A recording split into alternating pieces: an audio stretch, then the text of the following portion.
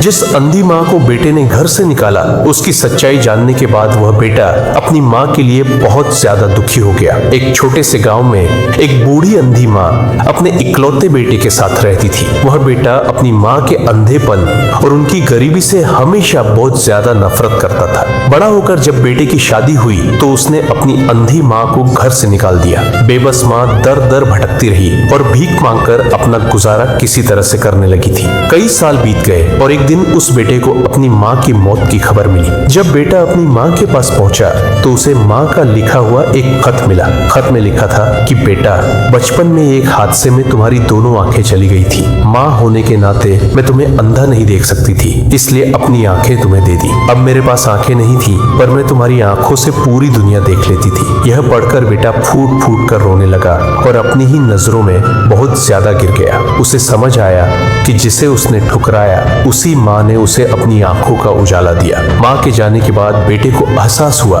कि दुनिया में माँ से बड़ा कोई नहीं। आज वह आंखें होते हुए भी अपनी माँ को दोबारा देखने के लिए बुरी तरह तरस गया। माँ की ममता का कोई मोल नहीं होता और उनका प्यार हमेशा निस्वार्थ और अनमोल रहता है। प्लीज इस मासूम माँ के लिए एक प्यारा सा लाइक और सब्सक्राइब जरूर कर दो भाई।